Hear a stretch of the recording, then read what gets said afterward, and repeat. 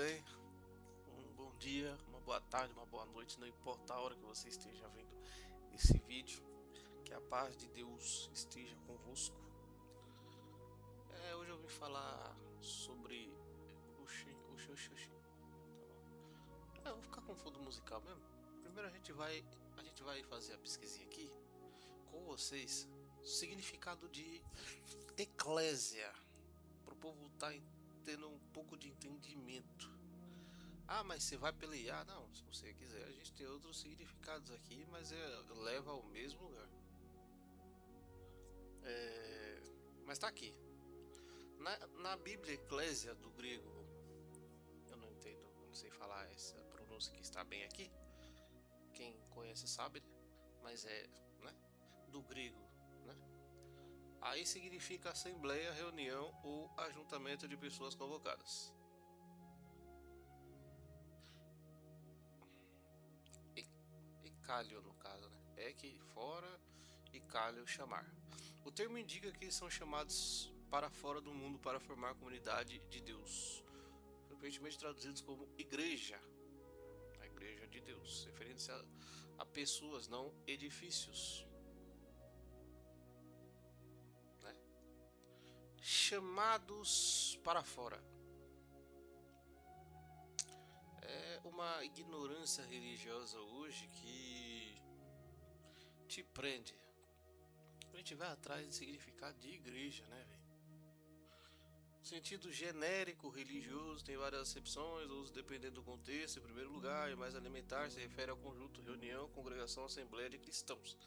Segundo, pode designar de forma geral a Igreja Universal composta por todos os cristãos de todos os tempos e lugares. Beleza. Significado elementar, que é básico, definido por ser simples, como Jesus era, né? Se você for ver. Aí eu usei aqui um pouco da ferramenta da IA, sim, para ter um pouco do entendimento do significado na Bíblia, né? Da Eclésia. E aí eu coloquei, né? Porque assim, no caso, ela fala que ela tem entendimento ali, né? Sobre a Eclésia, né? Então ela vai entender que é uma situação religiosa. Então, tipo assim, eu não forcei. Eu fiz as perguntas ao meu entendimento. Conforme você vai ler na Bíblia, o que você leva a ela. Ah, Na Bíblia, a palavra eclésia significa assembleia, congregação, juntamento de pessoas, tá? Origem etimológica, significado prático, a estrutura da palavra, termo composto pela. Aí ele explica aqui, né? O uso do contexto grego. Secular na Grécia Antiga, eclésia era a assembleia oficial dos cidadãos de uma cidade-estado como Atenas para debater e votar decisões políticas e leis. Era uma convocação pública de cidadãos.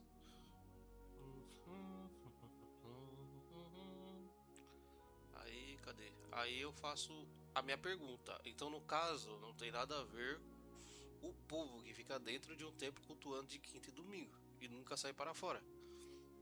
De forma direta, não. A rotina de cultos em templo não anula o conceito de eclésia, mas apenas metade da história. Foi o que ela me alega no primeiro momento. É o que uma pessoa religiosa ela diria também. Ah, a- o Existe um equívoco comum em achar que a igreja só acontece dentro das quatro paredes, que o cristão deveria apenas sair. O conceito bíblico equilibra perfeitamente esses dois movimentos. Aqui ela tá dentro do evangelho, só que ela, né, no caso, ela não fica contra ninguém, porque aqui tem duas situações: o evangelho e o falso evangelho, entendeu? Então, tipo assim, ele tá num mundo, entre aspas, aberto. Para ele é tudo a mesma coisa. Então, para IA é a mesma coisa. Para os entendidos, não. Então, isso diminui um pouco o conceito de evangelho. Só para você ter uma noção. Os dois movimentos da Eclésia. O Novo Testamento mostra que a comunidade cristã funciona em um ritmo de respirar, inspirar e expirar. Respirar, inspirar e respirar, tá bom? O ajuntamento dentro. O próprio significado prático de eclésia é reunião. Os primeiros cristãos se reúnem de forma fixa para aprender. Orar para uns aos outros. Eu não sou contra isso. O povo se juntar. Não sou contra. Só para você ter uma ciência. Só que isso virou tipo de um ritual, porque se você não sai pra fora, você só sempre fica dentro. Pra mim, isso não é trabalhar pra Deus. Só pra você ter uma noção. Os primeiros cristãos, tá? E ao templo ou a reunião de domingo cumpre o papel essencial da assembleia, fortalece a comunidade. Show, tá, mas e aí, o uso de fora? O envio fora, a reunião de domingo nunca foi destinado final, mas o ponto de partida. O mandamento de Jesus, Mateus 28:19, é ir de sair ao mundo. O erro teológico ocorre quando o grupo se torna um clube fechado que existe apenas para si mesmo. Aí vem 2 Pedro, né? 2 Pedro, capítulo 2, né? Quem sabe, sabe, eu vou colocar ali que já tem aqui já. Tudo coloquei certinho. O templo versus as pessoas. O Novo Testamento, o templo físico, deixou de ser local da habitação de Deus. Antes, no Antigo Testamento, o povo ia até o templo de Jerusalém porque a presença de Deus habitava lá. Agora, no Novo Testamento, os cristãos são o templo. 1 Coríntios 3,16. Isso é Bíblia, não é eu que digo. O mesmo Paulo que o povo usa para terceirizar a chamada, né? Mas enfim, onde 2 ou 3 pessoas se reúnem em nome de Jesus, ali está a eclésia. Conclusão, uma comunidade que se reúne nas quintas e domingos cumpre a função de ser uma eclésia, uma assembleia no caso. Porém, se essa comunidade ignora a sociedade, não serve ao próximo e vive isolada. Ela está falhando na missão de igreja descrita nos evangelhos. O equilíbrio bíblico é reunir, e até aqui ela vai, né, mostrando o entendimento, né, de que uma congregação também faz parte de uma igreja. Se fosse para sair para fora, até entenderia, porque para mim a congregação, não digo a CCB, tô falando congregação, porque todo lugar, o lugar reunido é uma congregação, só para você ter uma noção. Mostra onde, aí eu faço uma pergunta, mostra onde está isso. Se Jesus sai para fora para pregar o evangelho que a religiosidade não fazia e ainda não faz, mostra quando Cristo entrou em um templo feito por mãos de homens, se não foi só para despertar o povo que estava ali. Porque o que Cristo mostrou nunca foi estar congregando, mas sim fazer a vontade do ID. Para responder a sua dúvida, vamos olhar diretamente para o texto bíblico.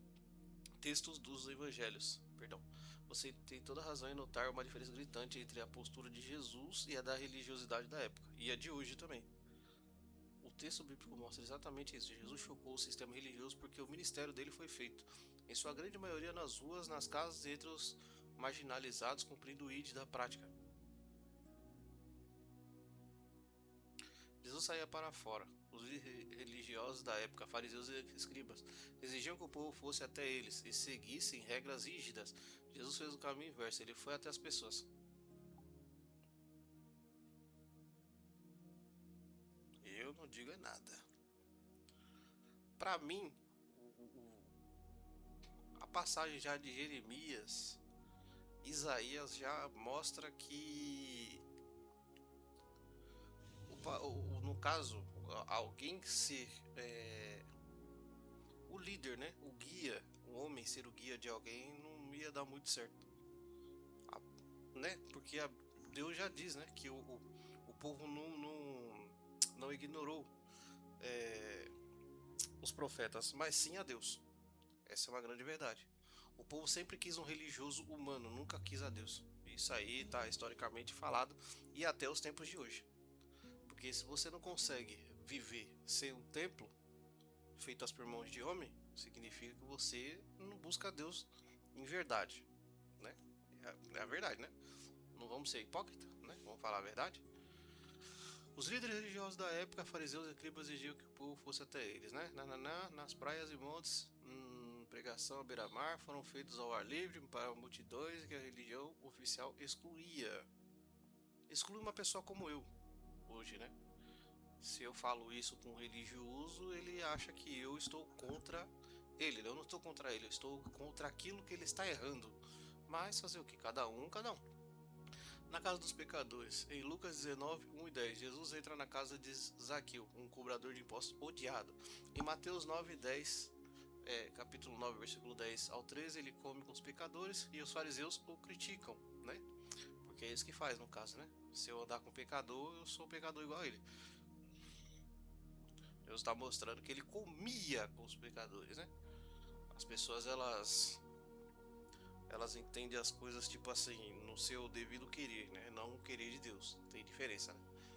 A resposta de Jesus foi: os sãos não necessitam de médico, mas sim os doentes.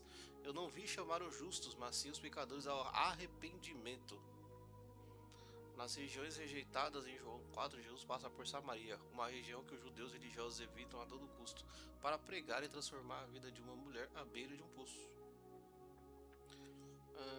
Quando Jesus entrou nos templos e sinagogas, Jesus frequentou as sinagogas, locais de reunião local, e o templo de Jerusalém.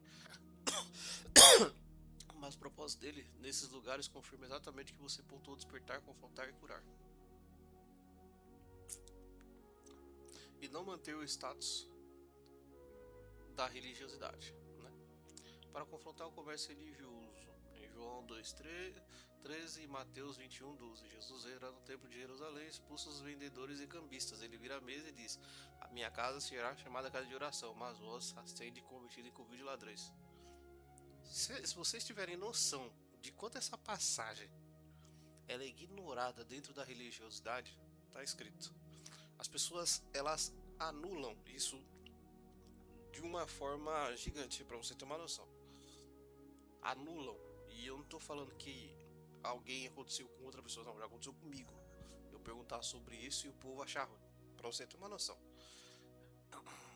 Porque eu também já fui de uma congregação, entendeu? Eu já cultuei, entendeu? Em templos. E nunca me sentia de verdade cheio de Jesus. Então hoje eu sinto mais buscando a Deus, falando mais do evangelho do que antes, pra você ter noção. Para desafiar as regras religiosas. Em Marcos 3:1 e 6, Jesus entra na sinagoga do dia do sábado. Havia ali um homem com a mão mirrada. Os religiosos observavam Jesus para ver se ele curaria no sábado. Para poderem usá-lo, Jesus cura o homem e confronta a dureza de coração deles, mostrando que fazem o bem e salvar vidas importam mais do que regras humanas.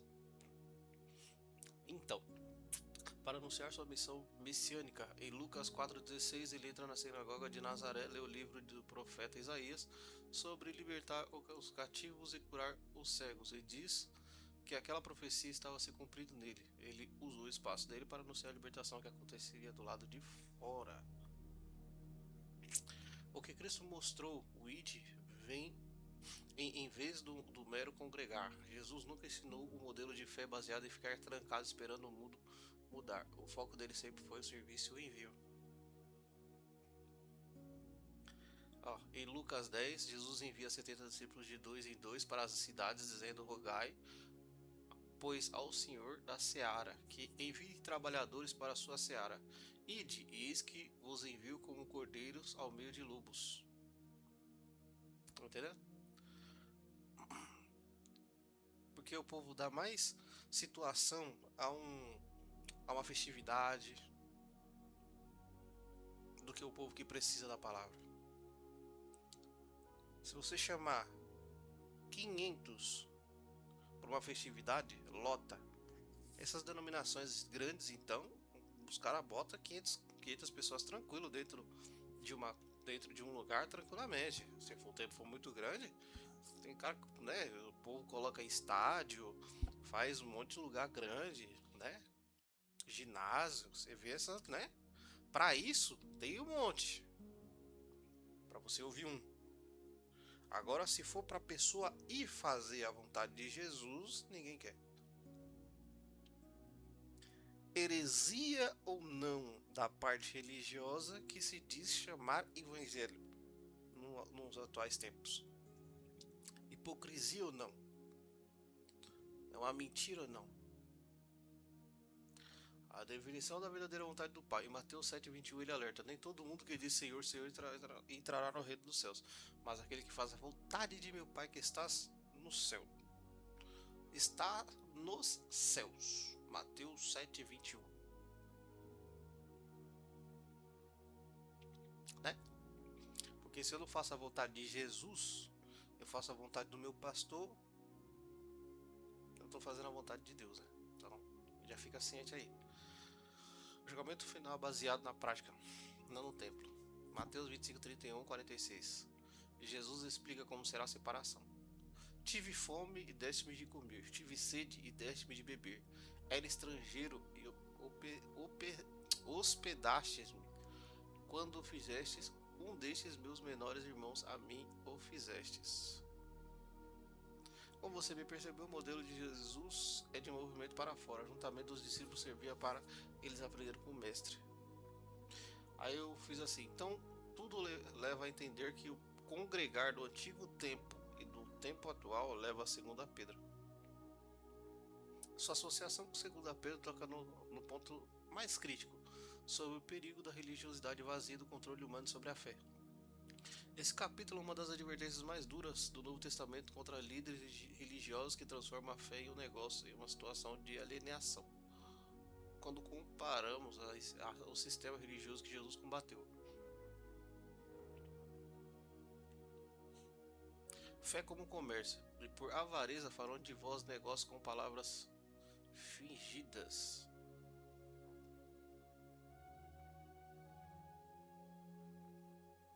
Será que te lembra alguma coisa? Não sei. Aí é com vocês mesmo. 2 Pedro 2,17. O que Pedro diz? Estes são fontes sem água, nuvens levadas pela força do vento, para os quais a escuridão das trevas eternamente se reserva. Pois é. 2 Pedro 2,19. Prometendo-lhes liberdade, sendo eles mesmos servos da corrupção, porque de quem um homem é vencido, do mesmo é feito escravo. Prometendo-lhes liberdade, sendo eles mesmos servos da corrupção, porque de quem um homem é vencido, do mesmo é feito escravo. Bíblia, tá? Diferença entre o modelo de Cristo e o alerta de Pedro. O sistema denunciado em 2 Pedro, o modelo de eclésia de Jesus. Pessoas são tratadas como negócio e fonte de lucro. Pessoas são um corpo, cuidadas e amadas. O foco é o controle e manter as pessoas presas ao sistema. O foco é o envio capacitando as pessoas para o ID. Aqui é Pedro, né? E o modelo de eclésia, né? Então, produz orgulho religioso e separação do mundo. Produz humildade e serviço diretamente nas ruas. Sua análise faz total sentido teológico quando congregar se torna apenas um fim em si mesmo, onde o objetivo é apenas encher o templo, manter a rotina e inflar o ego. Beleza, né? Eu preciso falar mais alguma coisa? Aquela explicação que eu tentei pegar aqui, para não ficar com nenhuma dúvida, né?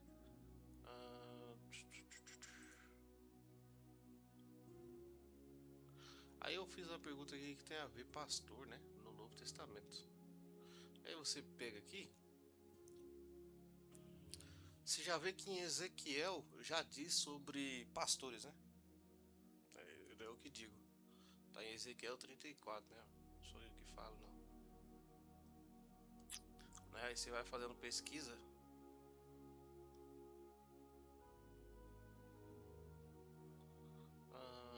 Cada um exerce o dom que recebeu para servir aos outros. Jesus nunca chamou você para se servir. Vamos fazer uma oração por mim mesmo. Não, Jesus não te chamou para isso. Isso aí é um grande engano. Já começa por aí. A sua oração não tem que ser válida para você. A sua oração tem que ser válida para o próximo. Aprenda.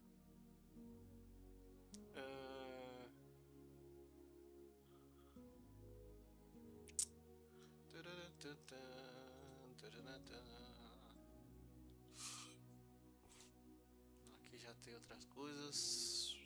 Deixa eu ver aqui. No Novo Testamento, pastor refere-se principalmente a Jesus como o bom pastor, e funcionalmente a líderes locais encarregados de cuidar, ensinar e proteger a igreja. O termo está frequentemente associado e integrado aos ofícios de presbítero, anciãos e bispos, supervisores, focando no culto pastoral e na liderança plural, não em hierarquia, né? Que é um verdadeiro pastor Jesus, então. Portanto, ó pastores, ouvi a palavra do Senhor. Assim diz o Senhor Deus: eis que eu estou contra os pastores. Eu não vou ficar falando sobre o Velho Testamento, por quê? Eu vou tentar chegar numa base aqui com vocês. Calma aí que eu vou tentar me expandir um pouco mais aqui, pra vocês terem um pouco de noção do que eu tô querendo falar com vocês. Porque aí já é outro assunto. Para vocês terem uma noção que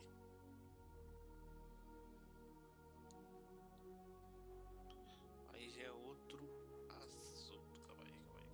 Deixa eu colocar aumentar esse negócio lá. Oxe, menino.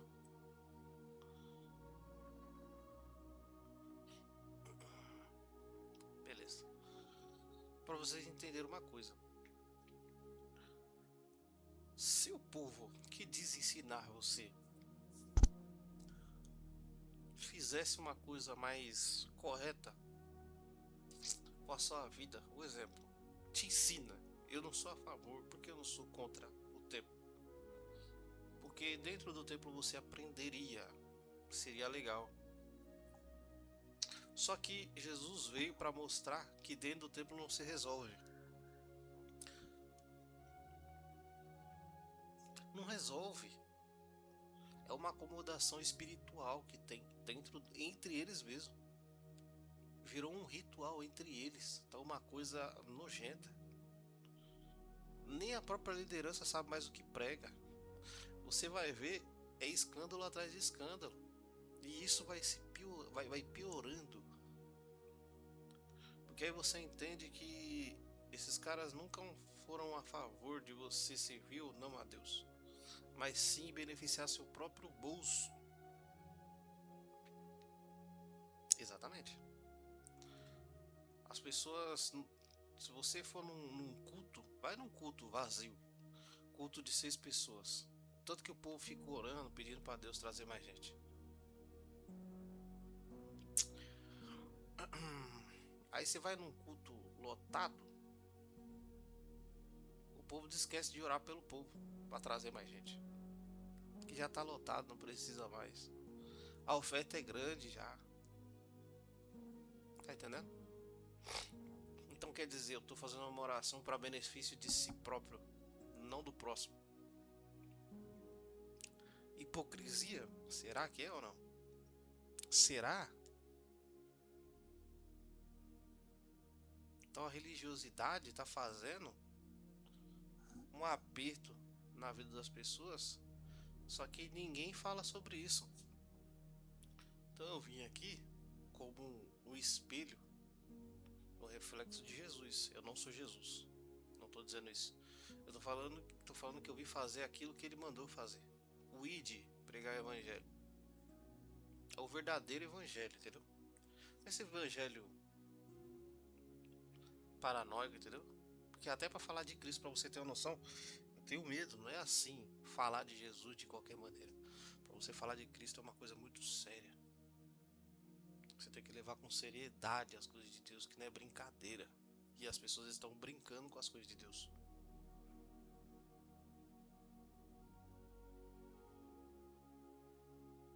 Tanto de gente que tá morrendo porque você chama ele de desigrejado porque ele saiu da onde você tá. O cara já não presta porque ele não congrega mais aonde você congrega. Aí ele já não serve mais. Já não serve, ué. Serve pra quê? Fala pra mim.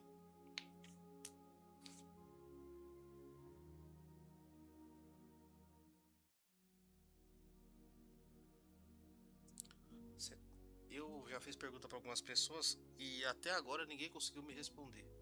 Você cultua pra quê? Algumas que responderam, pra você ter uma noção, respondeu assim: pra mim ser salvo. Mas para você ser salvo, você tem que fazer a vontade de Deus. Aí você vai para um tempo para não fazer a vontade de Deus, mas você quer ser salvo. A conta não bate. Ela nunca vai fechar essa conta. Essa conta não tem lógica, não tem base bíblica para você viver ela.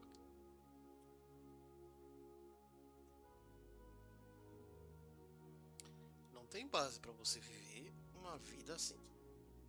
Não tem. Se você olhar dentro da Bíblia, não tem base para você viver uma vida que você precisa estar congregando toda semana. Mas o congregar que deveria ser feito entre o povo é adquirir conhecimento. Nos cultos hoje que você vai, é o cara que entrega uma palavra, é muito tempo de cantoria. Se você pegar as canções, não tem base nenhuma bíblica, não tem nada de Jesus, é tudo eu, Jesus, nada.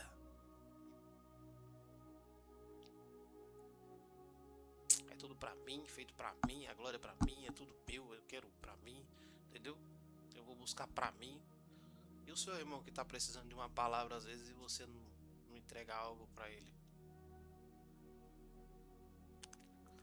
Por que você não pede pra ele aceitar Jesus naquele momento? Manda uma mensagem aí, eu mesmo faço um pedido pra você, aceita Jesus.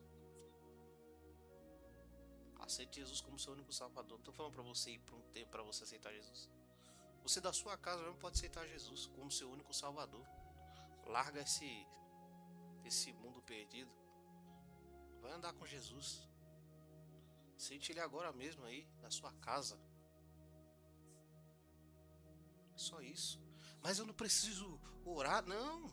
Aceita Jesus como seu único salvador e acabou, meu amigo. E o que eu faço depois disso? Compra uma dessa daqui, ó. Uma dessa daqui. Larga os seus vícios e compra isso aqui. Larga o dinheiro da Ping e compra isso aqui. Ah, mas eu já tenho uma. Então comece a ler ela. Leia com verdade. Você vai ter muito conhecimento. Vai pesquisando, vai lendo, não como só IA. Você precisa ler, entendeu? Comer da palavra. Comer da palavra. A minha antiga, essa daqui tá nova. A minha antiga Bíblia, a capa já tava solta, já pra você ter noção. Ela já, a capa dela assim, já só tava só o papel, só pra você ter uma noção. Eu tive que comprar, eu comprei até duas, tem essa e tem mais uma que tá ali. Que a linguagem já não é a mesma, se eu não me engano. Mas tá tudo bem. Mas nós precisamos ler a palavra. Nós temos que ser direcionado por Jesus. Você que está trabalhando, entrega uma palavra para quem está precisando. Às vezes você ouve alguém que está triste aí, fique em paz. Vai dar tudo certo na sua vida. Acredite em Jesus. Ah, eu não acredito nesse Jesus não, que o povo diz aí, não. Ei, eu tô falando o povo que está dizendo. Tô dizendo o que eu estou falando para o Senhor. Transmita a paz para a pessoa. Entrega a palavra com verdade e amor. Olhe para ela assim. Fique em paz, tudo vai dar certo na sua vida. Se você acreditar no Jesus que eu estou pregando para você, não tô falando no Jesus que o povo está te falando, não. Eu estou falando naquilo o Jesus que eu estou te dizendo. Entregue nas mãos dele. Não coloque as suas mãos, porque tem coisa que você tentar resolver com as suas mãos não vai resolver.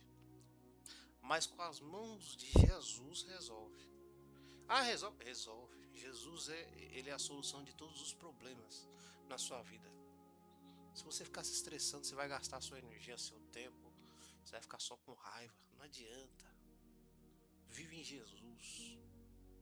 Esse é o evangelho que você precisa ser pregado.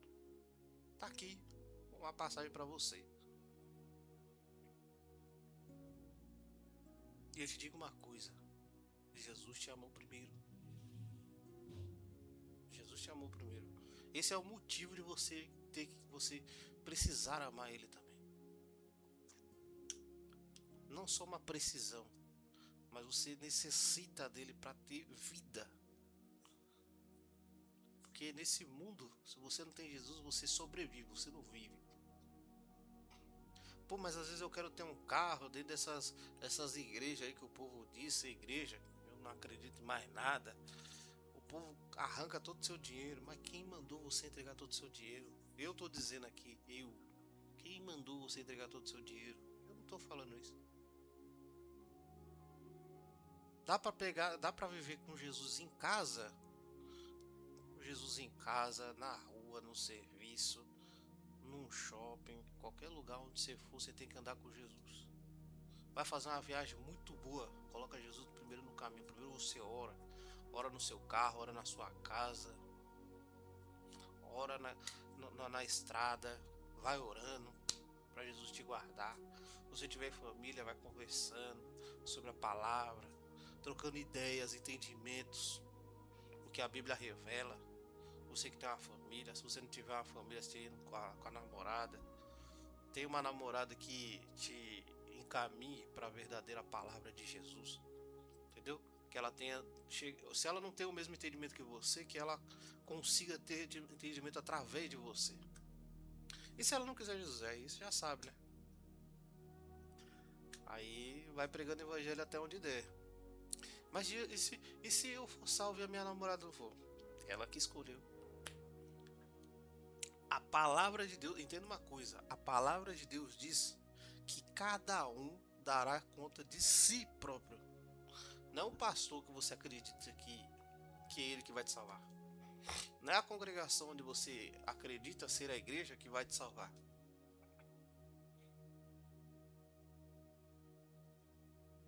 É mais ou menos isso. Porque se você não é igreja, que nem o povo diz, dentro desse evangelho maluco, então quer dizer, o templo sobe e você fica. Baseado no que a Bíblia diz, é a igreja que sobe. E aí? Se você não é a igreja de Jesus, quem que é? O templo, onde você congrega? Então quer dizer, na hora, porque a hipocrisia começa. Para você ser salvo, peraí, se eu não sou igreja, como que eu vou ser salvo? Então, alto lá. Então, nós, eu, você, eu e você somos igreja. Tá entendendo? Eu e você somos igreja. É isso que Jesus chamou a gente para fazer. Jesus não chamou a gente para viver esse evangelho safado, mentiroso, não. Chamou não. Falar para você, Jesus tem melhor para nossa vida, mas assim, de longe. É que o povo não quer ensinar esse verdadeiro evangelho, porque você com seu verdadeiro evangelho sobra mais dinheiro, sobra mais tempo, você tem mais tempo para sua família, você tem mais tempo para sua casa, você tem mais tempo para Jesus. Você não acredita mais em uma falsidade religiosa, que é o que está acabando com o povo. Tem gente que não aguenta a pressão, gente. Tem mulheres que não aguentam essa pressão que o povo transmite. É por isso que as mulheres se desviam, por causa disso aí. Tanto de mulher que tem se desviando por causa de assédio, o tanto de mulher que está se desviando pelo abuso psicológico. O povo vai pro mundão, bebe uma cachaça, bebe uma cerveja, porque acha que lá é o lugar. É porque a igreja, meu filho, não foi a igreja que te feriu. É onde você achava que você estava que te feriu. Igreja você é. Você não se feriu. Um sistema religioso falso, infelizmente, que te feriu. Eu falo pra minha mãe direto. Não importa onde a senhora esteja, algum lugar vão te chatear. Da forma mais ruim que seja. Porque não tem base, não tem ideia teológica para você viver dentro de um templo. Não tem. Biblicamente não tem. Quem é o seu melhor pastor? Jesus. Quem é o seu guia? Jesus. Quem é a verdade, o caminho e a vida? Jesus. Não existe outro. Não existe outro caminho se não for Jesus. Mas você tem que andar com pessoas que têm o mesmo pensamento que você. E começar a pregar isso. E pregar o evangelho. A função de todo cristão. É a minha função, é a sua função. Pregar o evangelho. Cantar dentro do seu serviço. Cante. Pregue o evangelho. Faça a vontade de Deus. Mas faça por Jesus. E faça em oculto. Como assim faça em oculto? Não fique pregando evangelho, não ganhe almas para Jesus e depois fica aí dizendo eu fiz. Não, você não fez nada. A graça de Deus que fez. Você é isso aqui. Jesus é tudo. Ame a Deus acima de todas as coisas. E entenda que Ele é tudo. Você, sem Ele, é nada. Ou Ele, você é alguma coisa ainda. Mas sem Ele, que esse mundo, né, jaz o maligno. E se você for ver, tem algumas pessoas já sendo despertadas para isso. Graças a Deus eu fui alcançado por essa graça de Jesus.